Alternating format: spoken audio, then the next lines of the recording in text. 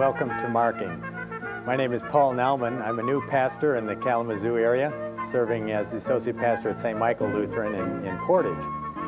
We have as our special guest today Professor Dr. Rudolf Siebert. He's a professor of religion and society at Western Michigan University and a frequent guest here on Markings. You may have heard him before, and we're privileged to have him once again to talk some more about Europe and Christianity and how the two come together.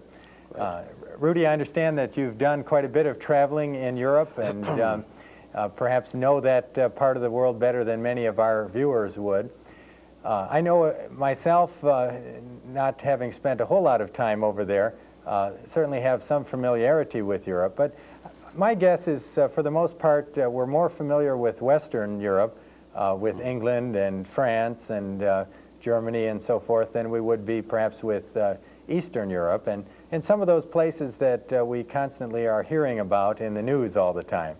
And I'm wondering if you could perhaps give us a little bit of insight into just what is the political situation and the climate in some of these countries like the former Yugoslavia and Croatia and Bosnia and Herzegovina and some of these words that have almost become household names, and yet I'm not sure many of us would know where to find it on the map. Yes, maybe because of these countries we have forgotten the totality of Europe, that there is more to it. And I had the good fortune to teach and to lecture throughout Europe, from Spain to Germany to Yugoslavia and to Greece, and then to in Croatia particularly. And so when I speak about it, of course, it's those experiences which I had, which are the basis for that what I can say about it. So the West and the East, of course, is the tension, and with the wall coming down and so on, of course, and the breakdown of the authoritarian socialism or communism or so, Europe has, of course, taken a completely different direction. First of all, there is the unification of Europe after centuries of nationalism and so on, the exact opposite of what is happening in the old Yugoslavia or was happening. Mm-hmm. And then, of course, the tremendous expansion toward the east, and we don't know where that will stop, if it will stop at the Russian borders or at the Ural, or if you will go into Asia. So, and I think there is a justification to speak about a new Europe in a certain sense, in spite of the fact that unification and also expansion happened several times before. Napoleon, of course, tried to unify Europe in a military way. Then Hitler, of course, was an attempt to unify Europe, and now it's the third time. So if this can be called new, or a new attempt at least at this goal of unity.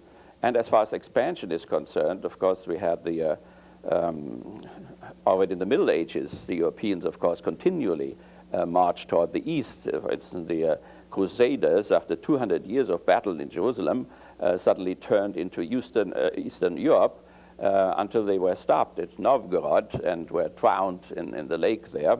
On one side, Orthodox soldiers, on the other side, Roman Catholic soldiers. And with this defeat, the whole thing did not stop. As many people as came here from Europe, so many people went to Russia, of course. That was so both the Slavic world and the American world were places where people tried to find new jobs and a new freedom and so on and so on. The same way, these ideas about the New World Order, so the Helsinki New World Order is already the third one, so it is not entirely new. The first one was the Wilson Order, in which, of course, Yugoslavia came into existence and in which the Soviet Union came into existence. Then there was a second world order which wanted to destroy the first one. That means to destroy Russia and to destroy Yugoslavia, and that was the Hitler New World Order, the axis between Berlin, Rome, and Tokyo.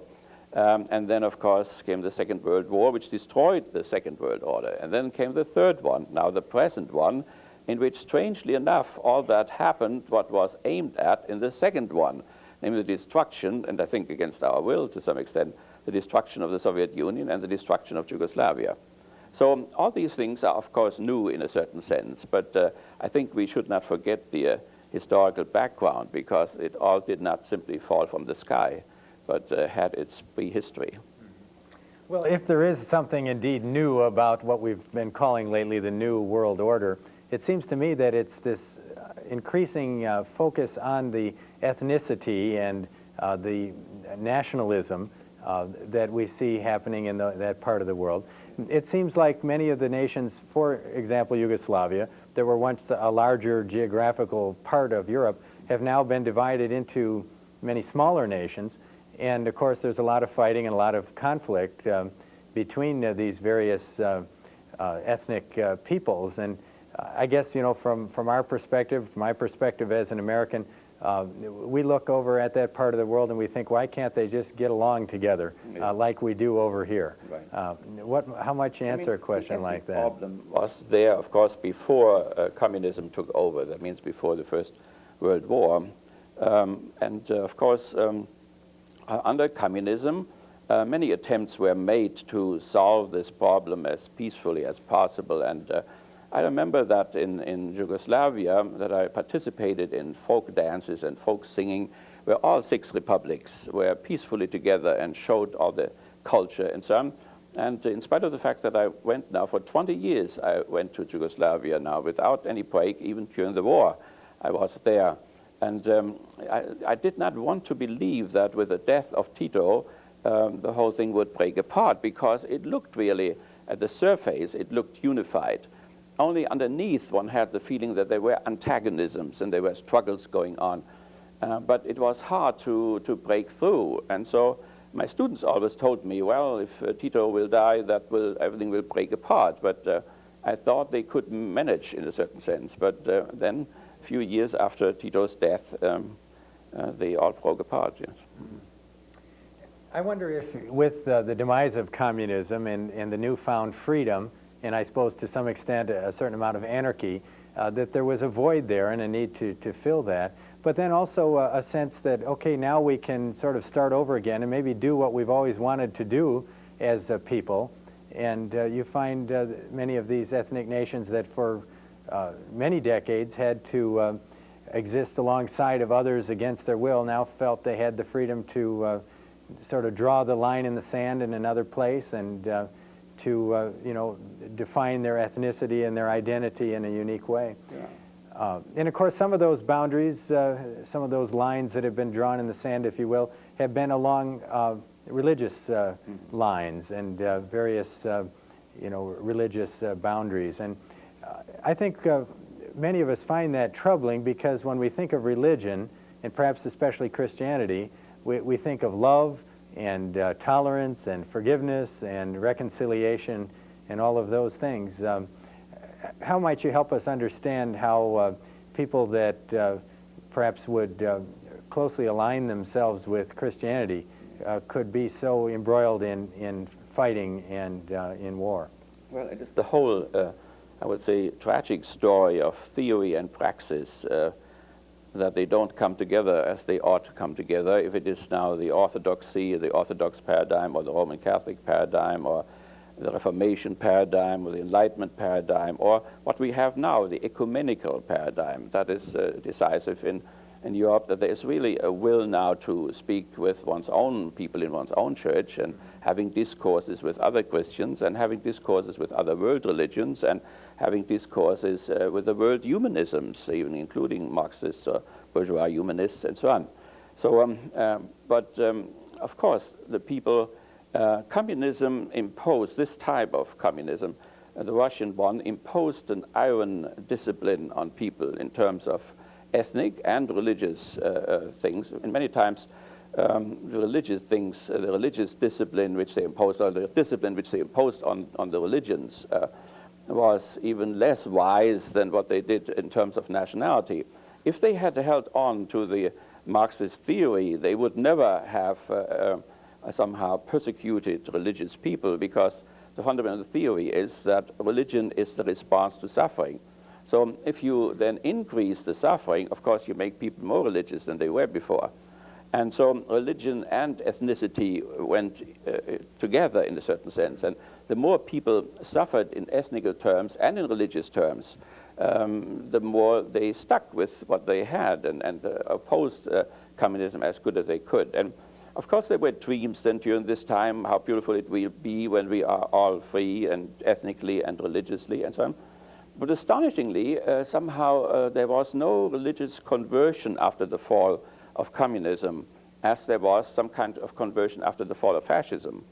But there are not more people today converting to any church than did under communism. So particularly the younger generation who find a job with Mercedes or whatever, still they have given up their communism, but they have not given up their atheism yet. So when I have Germans coming here from East Germany, they say, the first thing they say, we are atheists. So they go to church once, but it's a nice thing, and then they leave again. But there is some kind of a rethinking. Older people in, let's see, in East Germany, who were young when the communist revolution went on, today would say the following. Let's say a 60-year-old woman would say, when we were young, then of course we believed in the revolution. And now, when we are a little bit older, we must admit that there is a lot of human experience contained in the religions. Well, that's not all, but it's better than nothing. So there is a certain curiosity what this religion is all about and so on. And that happened already, I mean, for 20 years in the whole communist world. I was invited by communists to go to Dubrovnik and to have a religion course, I mean, a core international and so on. There was no opposition, and I had to ask for permission, the Tito government, but I got the permission every year. So there was some interest and some tolerance, and these people didn't want to convert themselves, but they were more and more inclined to say, well, if somebody privately wants to do that, we will not interfere. But in spite of that, people did suffer. Because if you went to church and everybody saw it, you would not be promoted, for instance, in your job. You would not lose your job, but you would not be promoted. And you would not enter the Communist Party because they saw a great distance between the religious and the secular. If somebody looked for salvation, they did not trust him that he would really work hard for this worldly happiness. So it was a certain distrust. A religious person is concerned with salvation or redemption. We are concerned with happiness. How can somebody fight for earthly happiness, which is so transitory, if he always has something else to look out for, something beyond this life, and so on and so on. But if it had stayed that way, it would have been okay. But sometimes real persecution took place. And I mean, not only now, which was wise in international thinking, but also in terms of Marx himself, because Marx's idea was not to persecute anybody, but rather to create a society in which alienation would be overcome and which people would have the feeling that they could now do without religion. So religion was to be replaced by humanism. That is a strange type of a combination. They would say that man's transcendence beyond himself, that this is a projection of our humanity into the sky, as long as we cannot realize our humanity on this earth in certain class societies and so on. So therefore, religion was a self-estrangement of man. Therefore, the negation of religion, which is atheism, would be the cancellation of this self-estrangement and the beginning of humanism. That was the dialectic. But if on this way, for instance, a society does not become a classless one or so, then they would have to think that religion would remain. And so it did, of course. So they had an answer for the situation. But I have the feeling that the pragmatic issues, that means how to build a market and all this, removed them more and more from the theory with which they had started. So that one has the question to what extent all this was Marxism, in a real sense. As Christians can alienate themselves from Jesus of Nazareth because of all kinds of struggles which are going on. So I think it is possible for them that they lost the contact with their source, and they also lost the hope that this type of a free society, as they imagined it, a classless society, could really be achieved, as it can happen with Christians, and that they lose this living hope, that this messianic hope that the messianic realm will really come, and though that it becomes part of the church service, but it is not a really lived hope for the Messianic realm, for the coming of the Messiah. As you describe this situation in Europe, I can't help but feel like there's many parallels here in the United States as well, and some of the same disillusionment perhaps with Christianity and with religion, and some of the searching and some of the philosophical ideology is really quite similar, I think. Yeah. You know, we've identified for a long time Europe as, to some extent, the mother or the seat of the church. Certainly our country doesn't have nearly as old a history as we have there in Europe. And sometimes we identify in Europe a certain post-Christian time in their history when perhaps the church is seen more as an aesthetic thing.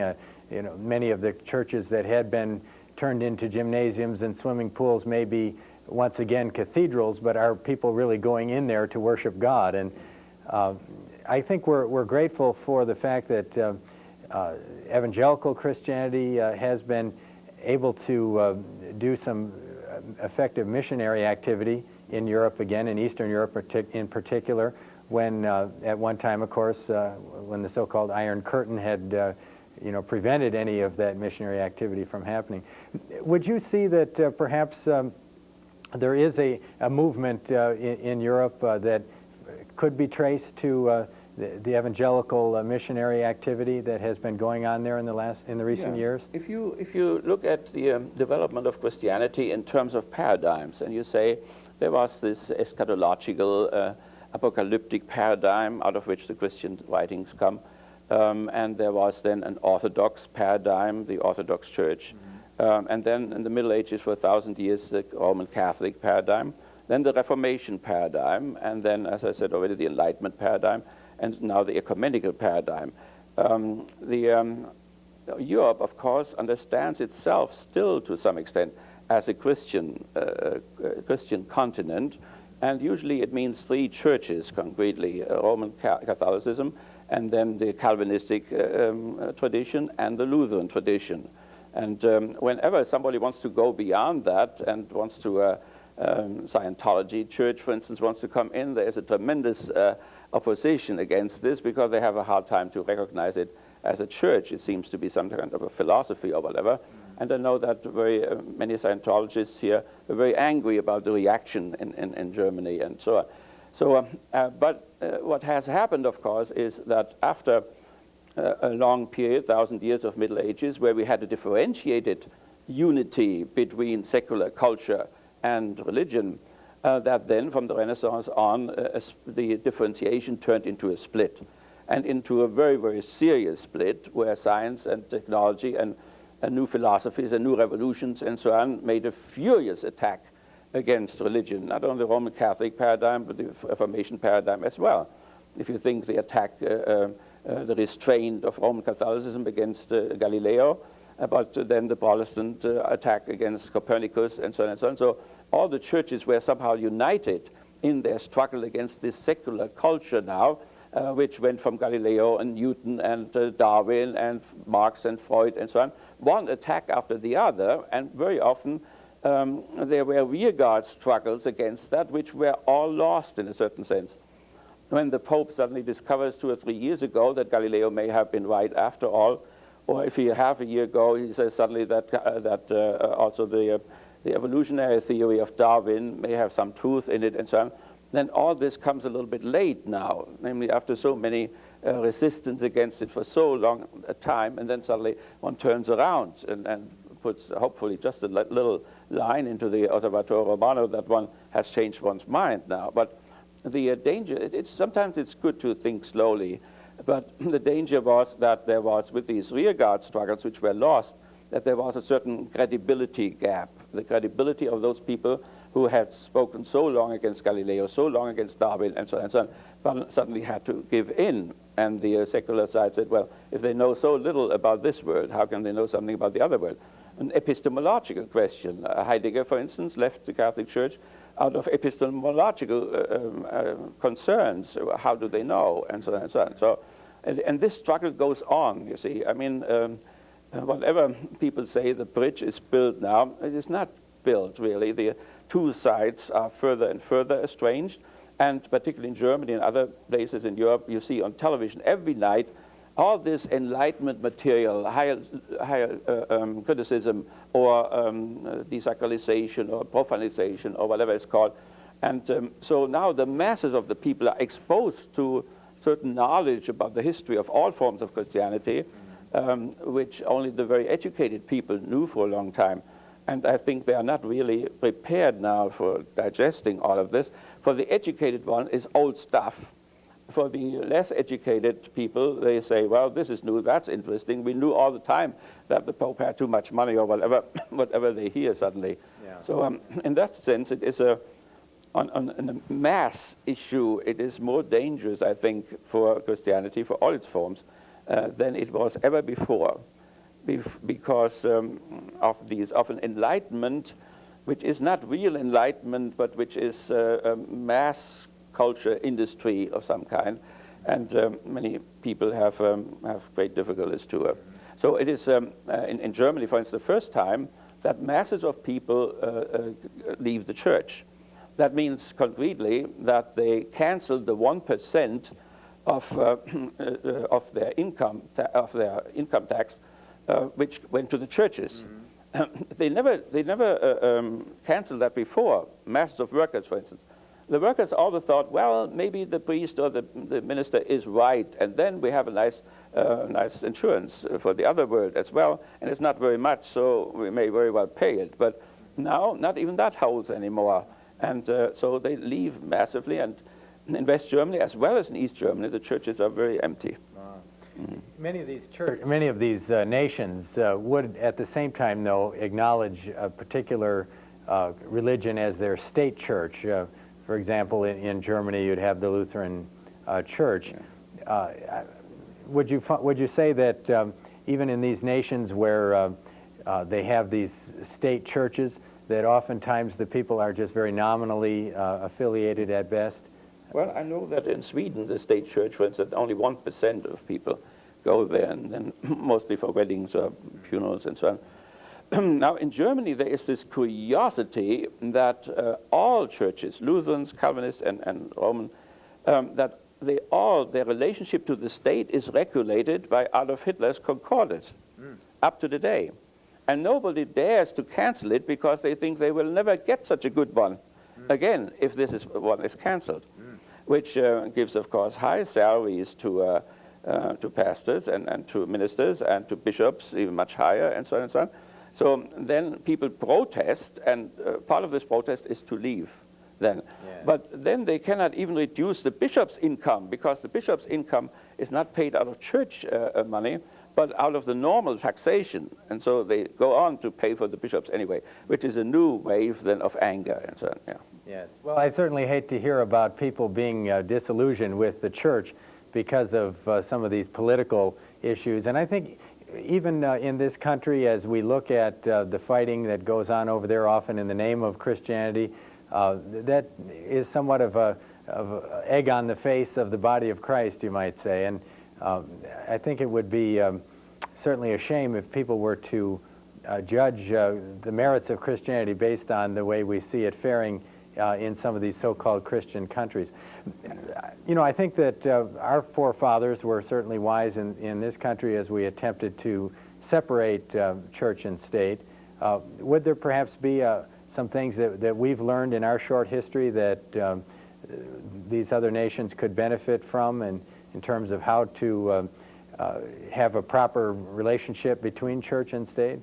Well, I would start a little bit deeper in that sense. Recently, a Jewish theologian in Jerusalem said, the real enemy of the Christian churches is not the Enlightenment, not science or whatever. The real enemy is Mark and Luke and John. That means if one compares what the New Testament says and what the Christians do toward the state or society or whatever, then some people would say they cannot even read right if they cannot see that the Christianity of today offers the exact opposite of what is portrayed in the New Testament. So, and in this, against this type of critique, a beautiful new theology has been developed, the new political theology of Metz or Moltmann and so on and so on. And there, from there, these questions could be answered better. That means not in an outside pragmatic way, one has to do that anyway for some time, But what we want to do in the long run could only come from a type of theology which breaks the traditional political theology, which has made bedfellows of church and state. I mean, that there is an army chaplain, not only in the fascist army, but an army chaplain even in the SS headquarters in Paris and so on. These things are so unbelievable. The bishop who married me was in Russia and looked on as 20,000 Russian children were shot to pieces without saying anything. And then he came to Paris and had to go with the executed people to be executed to the execution, and this in an SS prison and so on. So these are all results of a type of political theology which obviously made too close connections with secular states. If, for instance, nuns were sent from an atheistic state in Paris to Vietnam, they should have asked why they were sent there. I'm sure they wanted to go there in order to bring little Jesus to little Vietnamese or so. But obviously, they were functionalized in terms of French colonialism, so that the Vietnamese would speak English and could work better on the Michelin Rubber Company territory and so on. So it is this what has to be worked through. If this is possible, and such a new political theology, which is more critical, could break through, then from inside out we could develop new forms of interaction with the society and the state and so on. Well, we can certainly hope and pray that as people perhaps become more disillusioned with the brand of Christianity that they see at work in their societies, that they would also come to know what Christianity is really all about, and would come to know the Lord Jesus Christ, who died for us and rose again for us. And I guess sometimes we just don't realize how blessed we are to have the ability to practice our faith here in a way that isn't so bound up with some of these political concerns that we see so prevalent over there. Well, I wonder if as we wrap things up here today, that we could just get a little bit of dreaming, maybe predicting about what we could hope might happen in the near future, as so many of these tensions are coming to the fore and being hammered out in Europe today. What do you hope to see in the next few years? If you continue that line of thought which I just opened up, then of course, if we think of this modern opposition of religion and modern culture, then of course it could be that people suddenly, by a shock, become so disillusioned with modernization and so on, that they would get back again to religion in a fundamentalist way and would declare that the modernity was a wrong project. Yeah. On the other hand, they could also... that could happen. And, Well, it's been fascinating talking with you here, and I appreciate the fact that we've had a chance to share once again with our listeners your insights into Christianity in Europe. And be sure to join us again for another time when we can learn more about Christianity here on Markings.